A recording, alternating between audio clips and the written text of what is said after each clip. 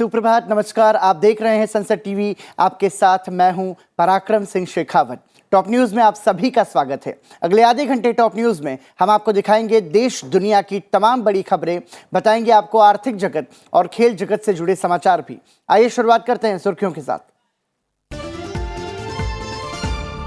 देश के 36 जिलों में कोरोना दर राष्ट्रीय औसत दर से ज्यादा। चीन से आगरा पहुंचा व्यक्ति पाया गया कोरोना संक्रमित। प्रधानमंत्री नरेंद्र मोदी ने त्योहारों के मौके पर सावधानी बरतने की अपील। कश्मीर के उरी में सुरक्षा बलों ने भारी मात्रा में बरामद किए पाकिस्तानी हथियार। सीमा पार से आने वाली सुरंग भी खोज निकाली।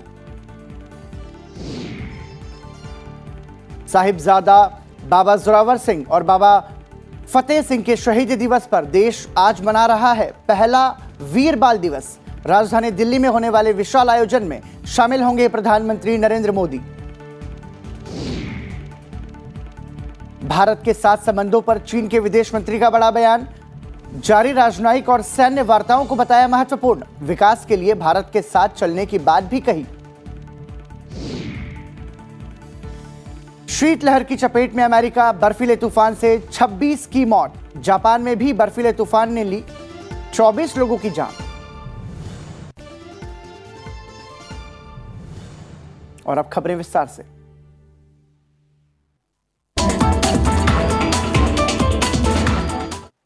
देश आज पहला वीर बाल दिवस मना रहा है।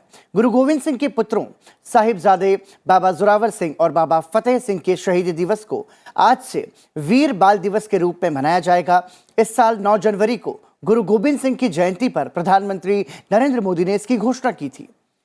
प्रधानमंत्री नरेंद्र मोदी दिल्ली में मेजर ध्यानचंद राष्ट्रीय स्टेडियम में वीर बाल दिवस के अवसर पर एक ऐतिहासिक कार्यक्रम में भाग लेंगे।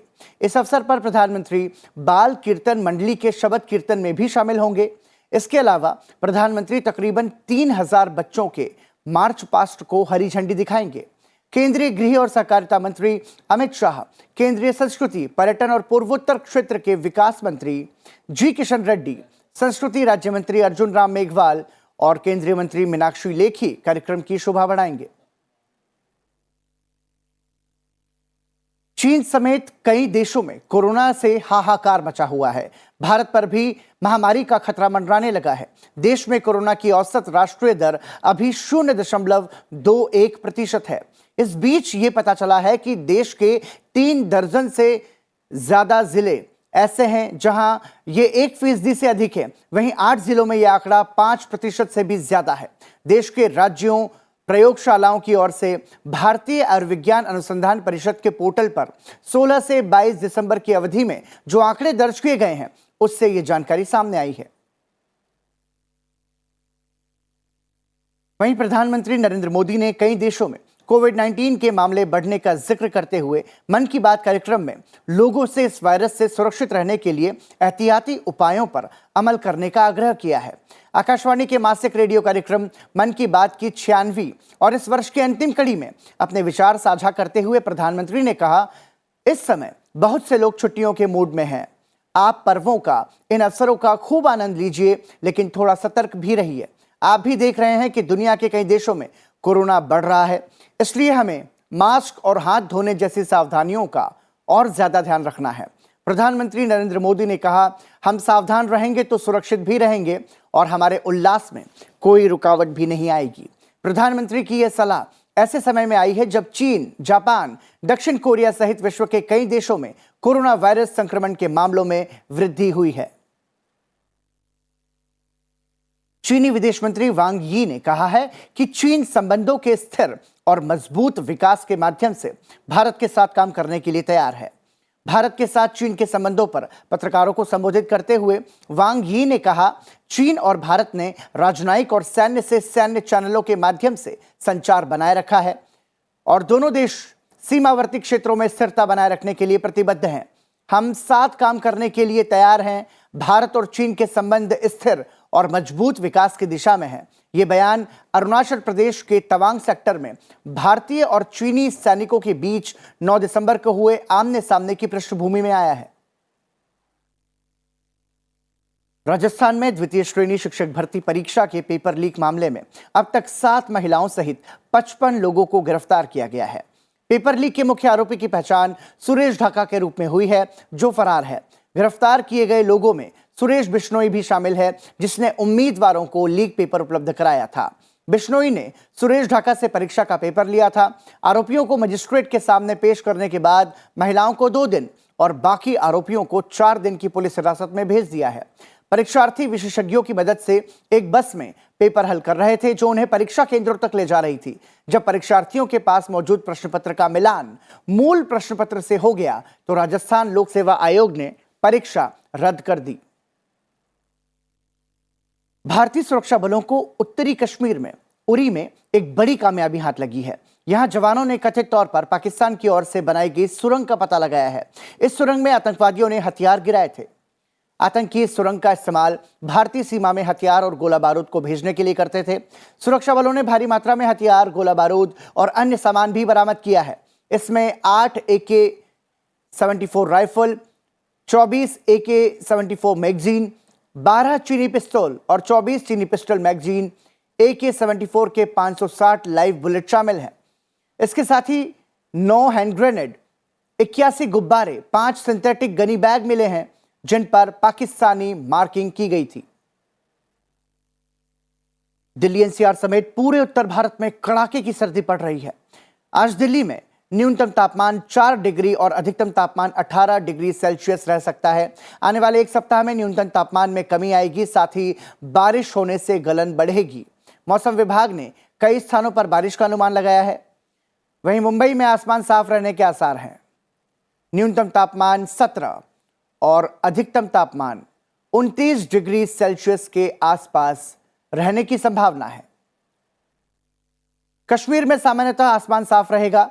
लेह में हल्की बारिश की संभावना जताई गई है। वहीं पूर्वोत्तर क्षेत्र में गुवाहाटी और अगरतला में धुंध छाई रहेगी। बाद में आसमान साफ रह सकता है। साथ ही शिलोंग में आसमान साफ रहेगा, जबकि गंगटोक में सामान्यतः बादल छाए रहेंगे। इन क्षेत्रों में तापमान 5 और 28 डिग्री सेल्सियस के बीच बना रहेगा। और इस खबर के साथ फिलहाल रुक रहे हैं एक छोटे से ब्रेक के लिए। ब्रेक के बाद आपको बताएंगे अंतर्राष्ट्रीय जगत की बड़ी खबरें, साथ ही नजर डालेंगे व्यापार और खेल जगत से जुड़े समाचारों पर भी। हम तुरंत लौट रहे हैं, बने रहिए हमारे साथ।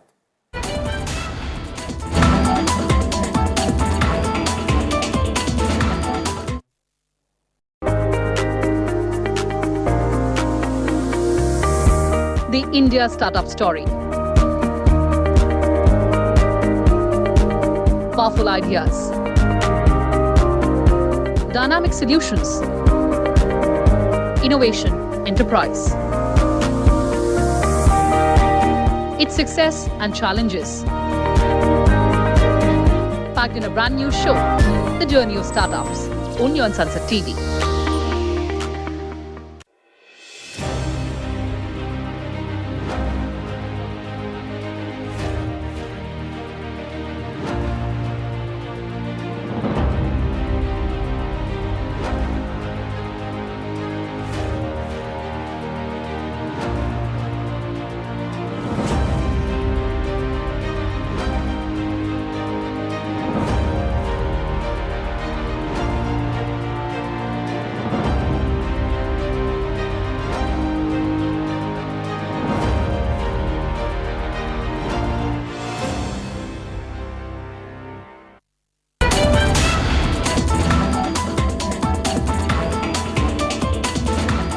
फिर आपका स्वागत है। आप देख रहे हैं टॉप न्यूज और अंतर्राष्ट्रीय खबरों से पहले आइए एक नजर डालते हैं टॉप 10 सुर्खियों पर।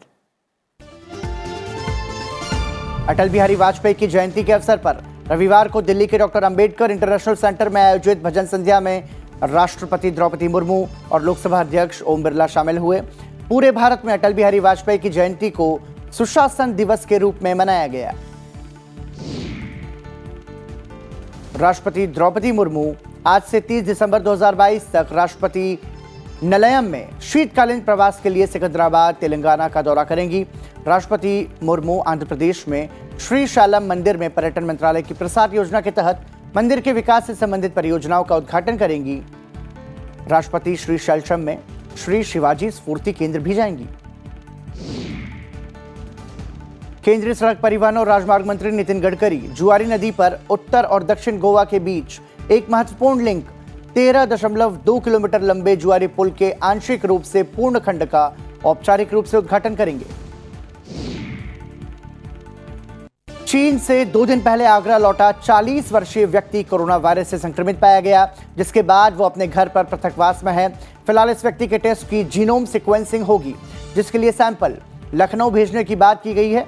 साथ ही स्वास्थ्य विभाग की टीम व्यक्ति के पूरे परिवार के सदस्यों और उसके संपर्क में आए लोगों की जांच कर रही है।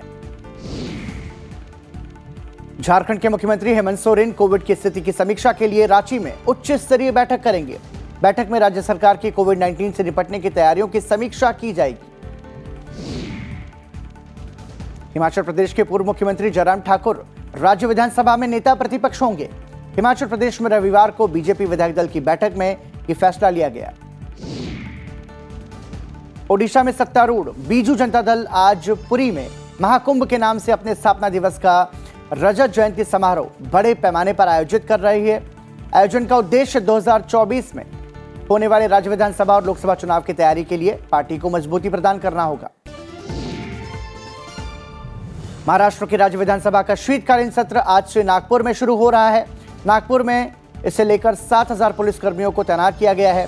सत्र में शिवाजी महाराज पर महाराष्ट्र के राज्यपाल भगत सिंह कोश्यारी की टिप्पणी और कर्नाटक के साथ सीमा विवाद के चलते हंगामा हो सकता है। हरियाणा विधानसभा का 3 दिवसीय शीतकालीन सत्र चंडीगढ़ में आज से शुरू होगा। सत्र की शुरुआत में ही सदन में एमबीबीएस की बॉन्ड पॉलिसी का मुद्दा उठाया जाएगा। वहीं विपक्षी दल बेरोजगारी, प्रॉपर्टी आईडी, फसल खराब, डीएपी की कमी जैसे मुद्दों पर सरकार को घेरेंगे। और हिमाचल प्रदेश के कुल्लू जिले के डोभी इलाके में पैराग्लाइडिंग के दौरान महाराष्ट्र के 30 वर्षीय एक पर्यटक की गिरकर मौत हो गई। कुल्लू पुलिस अधीक्षक के मुताबिक महाराष्ट्र के सतारा जिले के शिरवल गांव के सूरज संजय शाह की मौत के बाद भारतीय दंड संहिता की धारा 336 और 304A के तहत मामला दर्ज किया गया है। वहीं गुजरात के महसाणा जिले में पैराग्लाइडिंग के दौरान 50 फुट की ऊंचाई से गिरने पर एक दक्षिण कोरियाई व्यक्ति की मौत हो गई। और आइए अब नजर डालते हैं अंतर्राष्ट्रीय खबरों पर।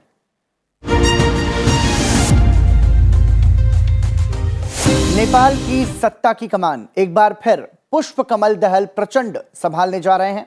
वो नेपाल के अगले प्रधानमंत्री होंगे। प्रधानमंत्री नरेंद्र मोदी ने नेपाल के नवनिर्वाचित प्रधानमंत्री को बधाई दी है। प्रधानमंत्री मोदी ने कहा है कि वह दोनों देशों के बीच दोस्ती को और मजबूत करने के लिए प्रचंड के साथ काम करने को लेकर उत्सुक हैं। 68 वर्षीय प्रचंड स्थानीय समय के अनुसार आज शाम 4 बजे तीसरी बार नेपाल के प्रधानमंत्री पद की शपथ लेंगे। नेपाल के राष्ट्रपति कार्यालय ने ट्वीट कर इस बात की जानकारी दी। आपको बता दें कि नेपाल में हुए आम चुनावों के बाद किसी भी राजनीतिक दल को बहुमत नहीं मिला था। अमेरिका में बर्फीले तूफान से कम 26 लोगों की मौत हो गई है। तूफान ने न्यूयॉर्क के बुफालो में सबसे ज्यादा तबाही मचाई है। बर्फबारी के कारण शहर का अंतर्राष्ट्रीय हवाई अड्डा भी बंद कर दिया गया है। बिजली आपूर्ति बाधित होने से कई इलाकों में घरों और व्यावसायिक प्रतिष्ठानों की बत्ती गुल होने से लाखों लोग अंधेरे में रहने को मजबूर हैं। वहीं घरों, वाहनों पर बर्फ की मोटी परत बिछ गई है। तूफान की वजह से मैक्सिको की सीमा से लगे रियो ग्रांडे तक प्रभावित हुआ है। अमेरिका की राष्ट्रीय मौसम सेवा ने कहा है कि मौसम संबंधी चेतावनी के दायरे में अमेरिका की करीब 60% आबादी जद में है। वहीं जापान में भी बर्फबारी का कहर लोगों पर बरपा है। बर्फीले तूफान की वजह से जापान में भी करीब 14 लोगों की मौत हो गई है। स्पेन की उत्तर पश्चिमी गैलिसिया इलाके में एक बड़ा हादसा हो गया। यहां एक पुल पार करते समय एक बस नदी में गिर गई। इस हादसे में करीब 6 लोगों की मौत हो गई है और 2 लोग घायल हो गए हैं। मौके पर काम कर रहे अधिकारियों ने कहा है कि लोगों को रस्सी से बांधकर नदी से बाहर निकाला गया। इसके बाद सभी घायलों को तुरंत अस्पताल में इलाज के लिए भेज दिया गया। वहीं नदी में गिरी बस को भी बाहर निकाल लिया गया है। फिलहाल पुलिस हादसे के कारणों का पता लगाने में जुट गई है। चीन में हर दिन 1 करोड़ से ज्यादा लोग कोविड संक्रमित हो रहे हैं, जबकि 30,000 से ज्यादा लोगों की मौत होने की आशंका जताई जा रही है। विशेषज्ञों के मुताबिक आने वाले 90 दिनों में चीन में करीब 90 करोड़ लोग संक्रमण की चपेट में आएंगे और 10 लाख के करीब लोग जान गंवा सकते हैं। वहीं चीन के राष्ट्रीय स्वास्थ्य आयोग ने नए फरमान के मुताबिक अब चीन में कहीं भी कोविड संक्रमण का हिसाब नहीं रखा जाएगा। आपको बता दें कि विश्व स्वास्थ्य संगठन का कहना है कि उन्हें बीते कई सप्ताह से चीन की तरफ से कोविड संक्रमण के आंकड़े नहीं मिले हैं। उधर मालदीव की एक अदालत ने पूर्व राष्ट्रपति अब्दुल्ला यामीन को 11 साल की जेल की सजा सुनाई है। यामीन को भ्रष्टाचार और धन शोधन जैसे मामलों में दोषी पाया गया है। अदालत ने आरोपों में दोषी पाते हुए यामीन को $5 मिलियन का जुर्माना लगाया। अदालत ने यामीन को सरकार के स्वामित्व वाले एक द्वीप को पट्टे पर देने के एवज में रिश्वत लेने का दोषी पाया है। यामीन साल 2013 से 2018 के दौरान मालदीव के राष्ट्रपति रहे थे। 2018 में वो चुनाव हार गए। हालांकि यामीन 2023 में होने वाले चुनाव के लिए मालदीव की प्रगतिशील पार्टी के लिए राष्ट्रपति पद के उम्मीदवार भी घोषित किए गए हैं। और अंतर्राष्ट्रीय खबरों के बाद अब नजर डालते हैं आर्थिक जगत की बड़ी खबरों पर बिजनेस बस के जरिए। सरकार ने अंडमान और निकोबार द्वीप समूह में पिछले 8 वर्षों में 30,000 करोड़ रुपए का निवेश किया है और 10,000 करोड़ रुपए से अधिक का निवेश पाइपलाइन पर किया जाएगा। सूचना एवं प्रसारण राज्य मंत्री एल मुरुगन ने रविवार को यह जानकारी दी। उन्होंने कहा कि ग्रेट निकोबार द्वीप पर प्रस्तावित मेगा इंफ्रास्ट्रक्चर परियोजना के हिस्से के रूप में एक ट्रांसशिपमेंट हब, एक ग्रीनफील्ड अंतर्राष्ट्रीय हवाई अड्डा, एक टाउनशिप और एक डीजल सौर ऊर्जा संयंत्र के निर्माण की योजना बनाई गई है। केंद्रीय मंत्री मुरुगन ने कहा, प्रधानमंत्री नरेंद्र मोदी के नेतृत्व में हम अंडमान और निकोबार द्वीप समूह के विकास के लिए प्रतिबद्ध हैं।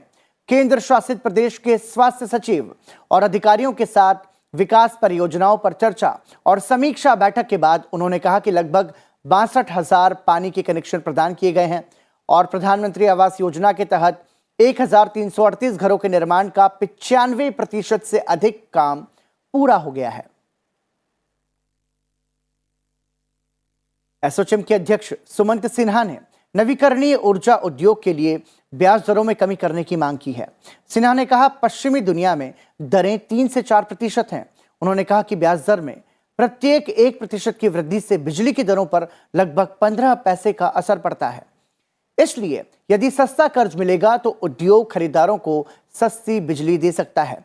सिन्हा ने बताया कि ब्याज दरों को कम करने की आवश्यकता है क्योंकि हमारे क्षेत्र के लिए ब्याज दर बहुत महत्वपूर्ण है। दुनिया के अन्य हिस्सों के मुकाबले यहां आप जो भुगतान करते हैं वो बहुत अधिक है। भारत में ब्याज दर 8% से 9.5% के बीच है। सिंह ने यह सुझाव भी दिया कि वित्त वर्ष 2022-23 के बजट में सौर मॉड्यूल विनिर्माण के लिए पीएलआई आवंटन को 19,500 करोड़ रुपए से बढ़ाया जा सकता है। उद्योग और आंतरिक व्यापार संवर्धन विभाग यानी कि डीपीआईआईटी ने राष्ट्रीय खुदरा व्यापार नीति के मसौदे पर 16 विभागों और मंत्रालयों के विचार मांगे हैं। एक अधिकारी के मुताबिक इसका मकसद क्षेत्र के सभी प्रारूपों का समग्र विकास करना है।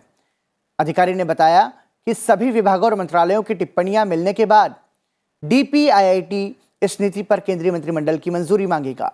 अधिकारी ने बताया कि नीति का उद्देश्य सस्ते ऋण तक आधुनिक तकनीक और बेहतर ढांचागत समर्थन मुहैया कराने के साथ ही कौशल विकास को बढ़ावा देना और श्रम उत्पादकता में सुधार करना शामिल है। भारत खुदरा क्षेत्र में दुनिया का 5वां सबसे बड़ा बाजार है।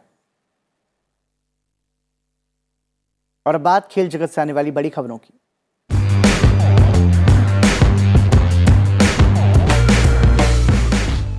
बांग्लादेश के खिलाफ टेस्ट सीरीज जीतने के बाद टीम इंडिया अब श्रीलंका की मेजबानी करने के लिए तैयार है। भारत और श्रीलंका के बीच 3 T20 और वनडे मैचों की सीरीज खेली जाएगी। T20 सीरीज की शुरुआत 3 जनवरी से होगी, जबकि उसके बाद 10 जनवरी से वनडे सीरीज खेली जाएगी। श्रीलंका दौरे पर इंजरी के शिकार हुए रोहित शर्मा श्रीलंका के खिलाफ T20 सीरीज से भी बाहर रह सकते हैं। ऐसे में T20 सीरीज के लिए टीम इंडिया की कमान एक बार फिर हार्दिक पांड्या संभालते हुए नजर आ सकते हैं। आज महान क्रांतिकारी सरदार उधम सिंह की जयंती है। लोकसभा अध्यक्ष ओम बिरला ने उन्हें नमन करते हुए संदेश दिया। लोकसभा अध्यक्ष ने लिखा, जलियांवाला बाग हत्याकांड का बदला लेने वाले मां भारती के इस वीर सपूत की शौर्य गाथा सभी को अनंत काल तक प्रेरित करती रहेगी। इसी के साथ टॉप न्यूज में फिलहाल इतना ही। जाते जाते आपको छोड़े जाते हैं आज के दिन यानी कि 26 दिसंबर की तारीख से जुड़े इतिहास के साथ। अपना ख्याल रखिएगा, हमें दीजिए इजाजत। देखते रहिए सनसेट टेलीविजन। नमस्कार। 26 दिसंबर साल 1705 को गुरु गोविंद सिंह जी के 2 साहिबजादे शहीद हुए। साहिबजादा जोरावर सिंह और साहिबजादा फतेह सिंह को वजीर खान ने सरहंद में दीवार पर जिंदा चिनवा दिया था।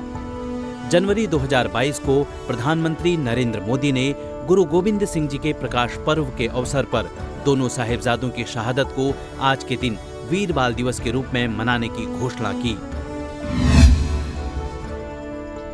26 दिसंबर साल 1899 को स्वतंत्रता सेनानी सरदार उधम सिंह का जन्म पंजाब के संगरूर जिले के सुनाम गांव में हुआ।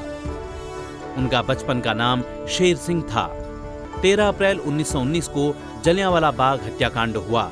इस घटना से युवा सरदार उधम सिंह इतने क्रोधित हुए कि उन्होंने रेजिनाल्ड डायर और पंजाब के तत्कालीन governor Michael Francis O Dwyer को मारने की शपथ ली, जिन्होंने जलियांबाग हत्याकांड में गोली चलाने का आदेश दिया था। विभिन्न देशों की यात्रा करने के बाद उधम सिंह साल 1934 में इंग्लैंड पहुंचे। 13 मार्च 1940 को उन्हें लंदन के कैक्सटन हॉल में अपना बदला लेने का मौका मिला। यहाँ रॉयल सेंट्रल एशियन सोसाइटी के साथ मिलकर ईस्ट इंडिया एसोसिएशन की बैठक चल रही थी। इसी दौरान सरदार उधम सिंह ने अपनी डायरी में छिपाई हुई रिवॉल्वर उठा ली। उन्होंने माइकल ओ ड्वायर पर 5 गोलियां चलाई, जिससे मौके पर ही ड्वायर की मौत हो गई। पूरे 21 साल तक कोशिश करने के बाद वे 1940 में माइकल ओ ड्वायर को मारकर अपना बदला पूरा करने में सफल रहे। तब तक कर्नल रेजिनाल्ड डायर की मौत हो चुकी थी। घटना को अंजाम देने के बाद उधम सिंह ने भागने की कोशिश नहीं की और खुद को गिरफ्तार करवा लिया। बाद में उन पर मुकदमा चला और उन्हें फांसी की सजा दी गई।